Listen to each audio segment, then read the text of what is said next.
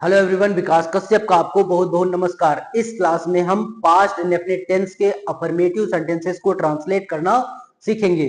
तो चलिए स्टार्ट करते हैं। देखो, सबसे पहले हम लोग जान लेते हैं कि पास्ट इंडेफिनिट टेंस क्या होता है। पास्ट का मतलब होता है अभी से पहले का समय।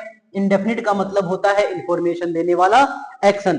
तो मतलब अभी से पहले के समय में एक्शन की इंफॉर्मेशन देने वाले टेंस को हम लोग क्या बोल देंगे? Past indefinite tense. तो हमें यहां से यह भी पता होता है कि अभी से पहले के समय में जितने भी काम हुए हैं वो सारे कैसे हैं? कंप्लीट हैं। तो इसकी डेफिनेशन हम एक तरीके से और भी बना सकते हैं कि अभी से पहले के समय में कंप्लीट एक्शन की इंफॉर्मेशन देने को हम लोग क्या बोल देते हैं? Past indefinite tense. अब पास्ट इंडेफिनिट टेंस को पहचानने के लिए कुछ कीवर्ड होते हैं, उनकी बात कर लेते हैं हम लोग। तो देखो, कहता है कि जिन टेंसेस के अंत में किया था, गया था, देखा था, बोला था, खाया था, भेजा था आदि शब्द आते हैं, उन्हीं को हम लोग क्या बोल देते हैं? Past indefinite tense. उन्हीं को हम लोग क्या बोल देते हैं? Past indefinite tense. अब देखो, ऐसा भी होता है कि किन्हीं टेंसेस के अंत में गया, गया, देखा, सोया, जागा, देखा, खाया, भेजा आदि शब्द आ जाएं, उनको भी हम लोग क्या बोल देते हैं? Past indefinite tense. मतलब किसी टेंसेस के अंत में किया तो दिखता है लेकिन था नहीं दिखता है। कहता है किया आया, ठीक है, उसने यह काम किया, वह वहां गया, उसने उसे देखा, वो मुझसे बोला, मैंने खाना खाया, उसने मेरी फोटो भेजी। ऐसे भी सेंटेंसेस को हम लोग क्या बोल देते हैं? Past indefinite tense. ठीक है। अब देखो, हम लोग जान लेते हैं कि अफर्मेटिव सेंटेंस क्या होता है। अब हमें पता है कि अफर्मेटिव सेंटेंस का मतलब होता है हाँ में जवाब देने वाले वाक्य। मतलब ऐसे वाक्य जिनका यूज हम हाँ में जवाब देने के लिए करते हैं, उन्हीं को हम लोग क्या बोल देते हैं? Affirmative sentence. अब हम अफर्मेटिव सेंटेंस को ट्रांसलेट करने के लिए जो स्ट्रक्चर यूज होता है उसकी बात करेंगे। अब देखो, हमें पता होना चाहिए कि पास्ट इंडेफिनिट टेंस के अफर्मेटिव सेंटेंस को ट्रांसलेट करने के लिए सबसे पहले हम लोग क्या लिखते हैं? सबसे पहले लिख देते हैं हम लोग सब्जेक्ट। क्या लिख देते हैं हम लोग? सब्जेक्ट लिख देते हैं। अब सब्जेक्ट क्या होता है? सब्जेक्ट को हिंदी में कहते हैं कर्ता। और कर्ता का मतलब क्या होता है? कर्ता का मतलब होता है काम करने वाला। अब काम करने वाला एक भी होता है और काम करने वाले एक से ज्यादा भी होते हैं। अगर काम करने वाला एक होता है तो उसी को हम लोग सिंगुलर सब्जेक्ट बोल देते हैं। अगर काम करने वाले एक से ज्यादा होते हैं तो उसी को हम लोग प्लूरल सब्जेक्ट बोल देते हैं। फिर सब्जेक्ट की इंग्लिश लिखने के बाद हम लोग क्या लिखते हैं? वर्ब की सेकेंड फॉर्म। और फिर लिख देते हैं हम लोग अदर वर्ड्स। क्या लिख देते हैं हम लोग? Other words. अब देखो, फाइनली स्ट्रक्चर क्या बन गया? सब्जेक्ट प्लस वर्ब की सेकेंड फॉर्म। अब हमें ये बात भी याद रखनी है कि अगर सिंगुलर सब्जेक्ट होगा तब भी हम वर्ब की फर्स्ट फॉर्म लिखेंगे, प्लूरल सब्जेक्ट होगा फिर भी हम लोग क्या लिख रहे होंगे? वर्ब की सेकेंड फॉर्म ही लिखेंगे। मतलब चाहे सब्जेक्ट सिंगुलर हो या प्लूरल हो, लिखना क्या है? हमें वर्ब की सेकेंड फॉर्म ही लिखनी है। अब देखो, यहाँ पे हम लोग वर्ब की सेकेंड फॉर्म यूज ही क्यों कर रहे हैं? इसकी जगह पर कोई दूसरी वर्ब की फॉर्म क्यों यूज नहीं कर रहे हैं? तो देखो, हमने पढ़ रखा है कि वर्ब की फर्स्ट फॉर्म कौन सा टाइम बताती है? प्रेजेंट टाइम बताती है। वर्ब की सेकंड फॉर्म कौन सा टाइम बताती है? पास्ट टाइम बताती है। और अगर वर्ब की सेकंड फॉर्म के बाद कोई दूसरी वर्ब की फॉर्म ना लिखी जाए तो वही वर्ब की सेकंड फॉर्म कौन सा टेंस बता देती है? Past indefinite tense. तो देखो, हमें कौन सा टेंस बनाना है? पास्ट इंडेफिनिट टेंस बनाना है। तो हमने यहां पे लिखा वर्ब की सेकंड फॉर्म, और ये वर्ब की सेकंड फॉर्म कौन सा टाइम बताएगी? ये वर्ब की सेकंड फॉर्म बताती है पास्ट टाइम। कौन सा टाइम? Past time. और अगर इसी वर्ब की सेकंड फॉर्म के बाद कोई दूसरी वर्ब की फॉर्म ना लिखे हम, तो यही सेकंड फॉर्म ऑफ वर्ब कौन सा टेंस बता देगी? Past indefinite tense. कौन सा टेंस बता देगी? Past indefinite tense. तो इसका मतलब हमने यहाँ पे वर्ब की सेकंड फॉर्म किस लिए लिखी है? पास्ट इंडेफिनिट टेंस दिखाने के लिए। आई होप ये बात भी समझ आई होगी। अब हम कुछ एग्जांपल्स की बात कर लेते हैं कि इस स्ट्रक्चर का यूज करके इन हिंदी के सेंटेंसेस को हम लोग कैसे ट्रांसलेट करेंगे। तो देखो, पहला टेंस लिखा हुआ है मैंने तुम्हें कल देखा था। अब देखो, सेंटेंस के अंत में क्या आ रहा है? देखा था। और देखा था जिन सेंटेंसेस के अंत में आ जाता है उसे ही हम लोग क्या बोल देते हैं? पास्ट इंडेफिनिट टेंस बोल देते हैं। तो इसका मतलब इसका टेंस कौन सा है? Past indefinite tense. अगर इसी सेंटेंस को हम मीनिंग से समझना चाहें कि ये कौन सा टेंस है, तो क्या कर सकते हैं हम लोग? इसको पढ़ के समझ सकते हैं। देखो, सेंटेंस क्या लिखा है? मैंने तुम्हें कल देखा था। अब देखा कब था? कल देखा था।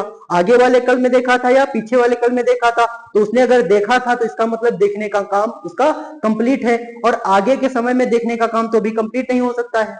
आगे तो हम लोग सिर्फ पॉसिबिलिटी बता सकते हैं कि वो देखेगा। आगे जाके देखेगा। तो सेंटेंस लिखा है मैंने तुम्हें कल देखा था, तो इसका मतलब मेरा तुम्हें देखने का काम कंप्लीट हो चुका है। और कब कंप्लीट हुआ था? कल कंप्लीट हुआ था। आज से पिछले वाले दिन में, आज से पिछले वाले दिन में। और आज से पिछले वाला दिन कब है? कब का समय है? अभी से पहले का समय। और अभी से पहले के समय को हम लोग क्या बोलते हैं? पास्ट। और पास्ट में देखने का काम कंप्लीट है, और पास्ट में कंप्लीट हुए एक्शन की इंफॉर्मेशन देने को हम लोग क्या बोल देते हैं? Past indefinite tense. I hope ये बात भी समझ आई होगी। अब देखो टेंस पहचानने के बाद हमें क्या पहचानना है? इसका सेंटेंस। अब देखो लिखा क्या है? मैंने तुम्हें कल देखा था, ये बात बताई जा रही है और हाँ में बताई जा रही है। और हाँ में बताए जाने वाले सेंटेंस को हम लोग क्या बोल देते हैं? Affirmative sentence. और अफर्मेटिव सेंटेंस को ट्रांसलेट करने के लिए सबसे पहले क्या लिखते हैं हम लोग? सब्जेक्ट लिखते हैं। सब्जेक्ट क्या होता है? काम करने वाला। अब देखो काम क्या हो रहा है टेंस में? देखा था। किसने देखा था? मैंने देखा था। तो इसका मतलब मैं सब्जेक्ट है, तो मैं की इंग्लिश सबसे पहले लिखेंगे। और मैं की इंग्लिश क्या होती है? आई। फिर देखो, फिर लिखना है हमें वर्ब की सेकंड फॉर्म। वर्ब क्या है टेंस में? देखना। देखने की इंग्लिश होती है सी, और सी की सेकंड फॉर्म क्या होती है? सॉ। सी की सेकंड फॉर्म क्या होती है? सॉ। अब देखो मैंने क्या लिखा? I saw. मैंने देखा था। और मैंने किसे देखा था? तुम्हें देखा था। तो तुम्हें की इंग्लिश क्या होगी? यू। तो लिख देंगे आई सॉ यू। मैंने तुम्हें देखा था। अब कब देखा था? कब देखा था? कल देखा था। कल कौन सा है? बीता हुआ कल, जो अभी से आज से पहले का दिन था, उसी को हम लोग क्या बोल रहे हैं? कल। और बीते हुए कल की इंग्लिश क्या होती है? यस्टरडे। क्या होती है? यस्टरडे। तो देखो फाइनली सेंटेंस हमारा क्या हो जाएगा? I saw you yesterday. I saw you yesterday. मैंने तुम्हें कल देखा था। आई होप ये सेंटेंस आप लोगों को समझ आया होगा। अगले सेंटेंस की बात कर लेते हैं हम लोग। देखो अगला सेंटेंस है वह देर से उठी थी। वह देर से उठी थी। अब देखो उसका उठने का काम कंप्लीट है। और कब के समय में कंप्लीट है? अभी से पहले के समय में। अभी से पहले के समय को हम लोग क्या बोल देते हैं? पास्ट। और पास्ट में कंप्लीट हुए एक्शन की इंफॉर्मेशन देने को हम लोग क्या बोल देते हैं? Past indefinite tense. अब देखो वह उठी थी। कौन उठी थी? वह उठी थी। तो देखो सबसे पहले सब्जेक्ट इंग्लिश लिखेंगे, तो लिखेंगे वह की इंग्लिश। वह एक लड़की है, तो उसकी इंग्लिश क्या हो जाएगी? सी। अब देखो लिखना है वर्ब की सेकंड फॉर्म। वर्ब क्या टेंस में? उठना। उठने की इंग्लिश होती है वेक अप। उठने की इंग्लिश क्या होती है? Wake up. और वेक की सेकंड फॉर्म होती है वॉक। क्या होती है? वॉक। तो लिख देंगे यहां पे वॉक अप। ठीक है, तो सेंटेंस क्या हो गया? सी वोक अप। वह उठी थी। कैसे उठी थी? देर से उठी थी, तो देर से की इंग्लिश लगा देंगे यहां पे हम लोग लेट।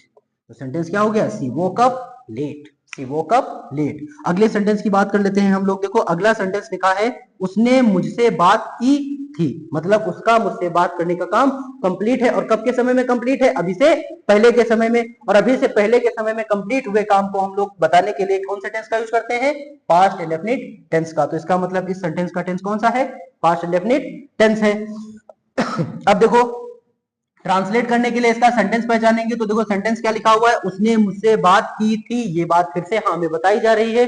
और हाँ में बताए जाने वाले सेंटेंस को क्या बोल देते हैं हम लोग? Affirmative sentence. और अफर्मेटिव सेंटेंस को ट्रांसलेट करने के लिए सबसे पहले लिखते हैं हम लोग सब्जेक्ट। सब्जेक्ट क्या होता है? काम करने वाला। काम क्या हुआ है टेंस में? काम हुआ था देखने, सॉरी बात करने का। तो बात की थी। किसने बात की थी? उसने। अगर उसने लड़की है, यहाँ पे उसने किसके लिए यूज किया जा रहा है? लड़की के लिए। तो यहाँ पे तुम लगा दोगे सी। उसने की इंग्लिश क्या लगा दोगे? सी। अगर लड़के के लिए यूज किया जा रहा है, मतलब बात करने वाला कोई लड़का है। अगर बात करने वाला कोई लड़का है, तो उसकी इंग्लिश क्या होगी? अगर बात करने वाली कोई लड़की है, तो उसकी इंग्लिश क्या होगी? सी। अगर बात करने वाला कोई लड़का है, तो उसकी इंग्लिश क्या होगी? बी। हम यहाँ पे बात करने वाले को लड़की मान लेते हैं, जिसके लिए हमने उसने शब्द का यूज किया है। और इस उसने की इंग्लिश क्या तब हो जाएगी? सी। तो देखो उसने बात की थी। किसने बात की थी? उसने। और उसने कौन है? लड़की है, तो लड़की के लिए लिख दिया हमने सी। फिर बाद में देखो बात करने की इंग्लिश क्या होती है? टॉक। और टॉक की सेकंड फॉर्म क्या होती है? टॉक्ड। क्या होती है? टॉक्ड।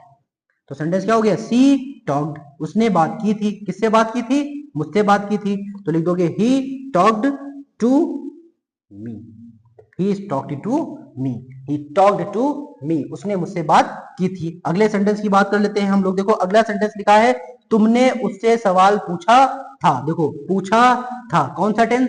Past indefinite tense. मतलब अभी से पहले के समय में तुमने सवाल उससे पूछा था, तो इसका मतलब पास्ट इंडेफिनिट टेंस। और पास्ट इंडेफिनिट टेंस में ये बात देखो, उसने तुमने उससे सवाल पूछा था, ये बात हमें बताई जा रही है, तो इसका मतलब अफर्मेटिव सेंटेंस। और अफर्मेटिव सेंटेंस को ट्रांसलेट करने के लिए सबसे पहले लिखेंगे हम लोग सब्जेक्ट। सब्जेक्ट क्या है? पूछना। पूछने वाला कौन है? किसने पूछा था? तुमने पूछा था, तो इसका मतलब तुम सब्जेक्ट हो तो तुम की इंग्लिश क्या हो जाएगी, यू। तो देखो यहाँ पे लिख दिया हमने यू। फिर लिखना है वर्ब की सेकंड फॉर्म। वर्ब क्या है, पूछना, पूछने की इंग्लिश क्या होती है, आस्क, और आज की सेकंड फॉर्म क्या होती है, आस्क्ड। तो देखो सेंटेंस क्या हो गया, यू आस्क्ड, तुमने पूछा था, यू आस्क्ड, तुमने पूछा था। क्या पूछा था तुमने, सवाल पूछा था, तो सवाल की इंग्लिश क्या होगी, अ क्वेश्चन। क्या होगी, अ क्वेश्चन, क्वेश्चन। अब किससे पूछा था, उससे पूछा था। फिर से वही बात, अगर तुमने सवाल किसी लड़की से पूछा था तो उससे की इंग्लिश क्या होगी, सी। अगर तुमने सवाल किसी लड़के से पूछा था तो उससे की इंग्लिश क्या होगी, ही। तो हम फिर से मान लेते हैं कि उससे किससे, तुमने किससे सवाल पूछा था, किसी एक लड़की के लिए, जिसके जिससे जिसके लिए तुम उससे शब्द यूज कर रहे हो, तो उससे की इंग्लिश क्या होगी, सी। तो देखो सेंटेंस क्या हो गया, यू आस्क्ड अ क्वेश्चन, तुमने सवाल पूछा था, किससे पूछा था, उससे, तो लिख दोगे टू, उससे की इंग्लिश क्या होगी, सी का ऑब्जेक्टिव केस होता है हर। तो सेंटेंस क्या हो गया, you asked a question to her, you asked a question to her. अगले क्वेश्चन की बात कर लेते हैं हम लोग। देखो लिखा है उसने जवाब दिया था। फिर से, जिसने जवाब दिया था वो अगर लड़की है तो सी, लड़का है तो ही। हम फिर से क्या मान रहे हैं, लड़की, तो उसने की इंग्लिश क्या हो जाएगी, सी। तो यहाँ पे लिखेंगे सी, और फिर बाद में लिखेंगे वर्ब की सेकंड फॉर्म। वर्ब क्या है, जवाब देना, और जवाब देने की इंग्लिश क्या होती है, रिप्लाई। क्या होती है, रिप्लाई। और रिप्लाई की सेकंड फॉर्म क्या होती है, रिप्लाई। क्या होती है, रिप्लाइड। यहाँ से वाई हटा देते हैं और लगा देते हैं आई ई डी। तो देखो सेंटेंस क्या हो गया, सी रिप्लाइड, सी रिप्लाइड, उसने जवाब दिया था। अगले क्वेश्चन की बात कर लेते हैं। अगले सेंटेंस की बात करें तो अगला सेंटेंस क्या लिखा है, मैंने गलती की थी। अब देखो मैंने गलती की थी, अभी के समय में मैंने गलती करने का काम कंप्लीट किया था, तो इसका मतलब पास्ट इंडेफिनिट टेंस। और पास्ट इंडेफिनिट टेंस को ट्रांसलेट करने के लिए सबसे पहले इसका सेंटेंस पहचानेंगे। तो लिखा है मैंने गलती की थी, ये बात भी हाँ में बताई जा रही है, तो इसका मतलब अफर्मेटिव सेंटेंस। और अफर्मेटिव सेंटेंस को ट्रांसलेट करने के लिए सबसे पहले क्या लिखेंगे हम लोग, सब्जेक्ट लिखेंगे। सब्जेक्ट क्या होगा, काम करने वाला, काम क्या हुआ है, गलती करने का काम हुआ है, तो गलती करने वाला कौन है, मैं। तो इसका मतलब मैं की इंग्लिश सबसे पहले लिखेंगे, तो मैं की इंग्लिश क्या आएगी, आए। फिर लिखना है वर्ब की सेकंड फॉर्म। वर्ब क्या है टेंस में, गलती करना, करने की इंग्लिश क्या होती है, मेक। और मेक की सेकंड फॉर्म क्या होती है, मेड। क्या होती है, मेड। तो लिखोगे आई मेड, और मैंने किया क्या था, मैंने एक गलती की थी, तो लिखोगे I made a mistake, I made a mistake. तो देखो सेंटेंस क्या हो गया, आई मेड अ मिस्टेक, मैंने एक गलती की थी, या मैंने गलती की थी। अगले सेंटेंस की बात कर लेते हैं हम लोग। देखो अगला सेंटेंस लिखा है उन्होंने मेरी फोटो भेजी थी। किसने भेजी थी, उन्होंने। सेंटेंस कौन सा है, पास्ट इंडेफिनिट टेंस। भेजी थी मतलब भेजा था कब, अभी से पहले के समय में, तो इसका मतलब पास्ट इंडेफिनिट टेंस। अब देखो उन्होंने मेरी फोटो भेजी थी, ये बात हमें बताई जा रही है, तो अफर्मेटिव सेंटेंस। और अफर्मेटिव सेंटेंस को ट्रांसलेट करने के लिए सबसे पहले क्या लिखोगे, सब्जेक्ट। सब्जेक्ट क्या होगा, काम करने वाला। काम क्या हुआ है सेंटेंस में, भेजा था। किसने भेजा था, उन्होंने भेजा था, तो उन्होंने की इंग्लिश सबसे पहले लिखेंगे, तो उन्होंने की इंग्लिश क्या होगी, दे। फिर लिखना है वर्ब की सेकंड फॉर्म। वर्ब क्या टेंस में, भेजना। भेजने की इंग्लिश क्या होती है, सेंड। क्या होती है, सेंड। और सेंड की सेकंड फॉर्म होती है सेंट। क्या होती है, सेंट। क्या होती है, सेंट। तो देखो सेंटेंस क्या हो गया, दे सेंट, उन्होंने भेजा था। क्या भेजा था, फोटो भेजी थी। किसकी फोटो भेजी थी, मेरी। तो लिखोगे they sent my photo, they sent my photo. उन्होंने मेरी फोटो भेजी थी, दे सेंट माय फोटो। अगले सेंटेंस की बात कर लेते हैं। देखो अगला सेंटेंस लिखा है मैंने घर साफ किया। अब देखो सेंटेंस क्या आ गया, मैंने घर साफ किया। देखो ये टेंस भी कौन सा है, पास्ट इंडेफिनिट टेंस। अब देखो मैंने घर साफ किया, ये बात भी हमें बताई जा रही है, तो अफर्मेटिव सेंटेंस। और अफर्मेटिव सेंटेंस को ट्रांसलेट करने के लिए सबसे पहले लिखेंगे सब्जेक्ट। सब्जेक्ट क्या होगा, काम करने वाला। काम के क्या हुआ है, साफ करने का काम हुआ है, और साफ किया किसने है, साफ किया था मैंने। तो इसका मतलब मैंने की इंग्लिश सबसे पहले लिखेंगे, और मैंने की इंग्लिश क्या होती है, आई। फिर बाद में लिखेंगे वर्ब की सेकंड फॉर्म। वर्ब है साफ करना, साफ करने की इंग्लिश होती है क्लीन। क्या होती है, क्लीन। और क्लीन की सेकंड फॉर्म क्या होती है, क्लीन्ड। क्या होती है, क्लीन्ड। तो देखो आई क्लीन्ड, मैंने साफ किया, और मैंने क्या साफ किया, घर। तो लिख दोगे द हाउस, मैंने साफ किया the house.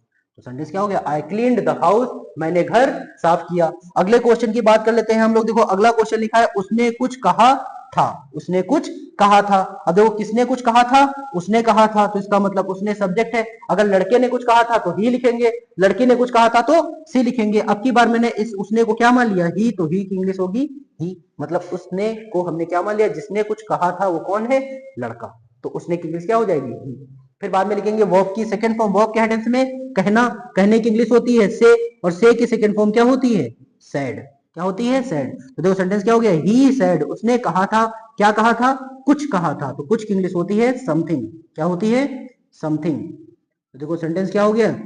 He said something, उसने कुछ कहा था। ही सेड समथिंग, उसने कुछ कहा था। अगले क्वेश्चन की बात कर लेते हैं हम लोग। देखो अगला सेंटेंस लिखा है, मैंने नया शब्द सीखा। फिर से देखो पास्ट इंडेफिनिट टेंस, सीखा शब्द आ रहा है तो पास्ट इंडेफिनिट टेंस, और फिर बाद में ये बात हमें बताई जा रही है तो अफर्मेटिव सेंटेंस। ट्रांसलेट करने के लिए सब्जेक्ट लिखेंगे। सब्जेक्ट क्या होगा? सीखने वाला। सीखा किसने है? मैंने। तो मैंने की इंग्लिश होगी आई सबसे पहले। फिर लिखेंगे वर्ब की सेकंड फॉर्म। वर्ब क्या है टेंस में? सीखना। सीखने की इंग्लिश होती है लर्न, और लर्न की सेकंड फॉर्म होती है लर्नड। क्या होती है? लर्नड। तो लिख दिया हमने यहाँ पे लर्नड। तो देखो सेंटेंस हो गया, आई लर्नड, मैंने सीखा। और मैंने क्या सीखा? नया शब्द। और नए शब्द की इंग्लिश होगी अ न्यू वर्ड। क्या होगी? A new word. तो देखो सेंटेंस हो गया, I learned a new word. I learned a new word. I hope ये सेंटेंसेस आप लोगों को समझ आए होंगे। मिलते हैं अगली क्लास में पास्ट इंडेफिनिट टेंस के नेगेटिव सेंटेंस के साथ। तब तक के लिए नमस्कार।